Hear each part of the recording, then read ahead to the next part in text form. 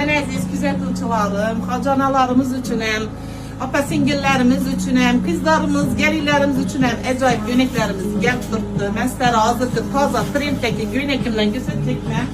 Biz həzə natural tırkılarım moda oldu, natonli daşlılarım.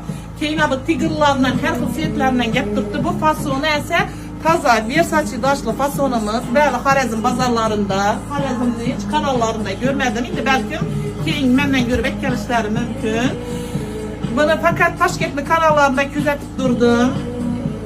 Başka vilayetlerde kanallarında gözetip durdum. O taza modalar gelipti. Beyreme mən şu kızlarımız için barık yemesem bu muydu? Hacanalarımız, apa-singillərimiz için barık yemesem bu muydu dedim. Acayip şu taza yengilikle denk geldim. Hemmesini birin absuret başlayayım. Kolumdan gelçe bir gün erten. Şimdi bu taza yengilikim gözetecek mən acayip görünme. Vapşı zor eken. 46 diyelim bu tuttu. Bu 60'a razmer bu. Svetlərə mən xil svetlə göstərəmən. Baxalarından bomba baxa koydum. 450-400 satılışı gerek. Taşkent kullandı.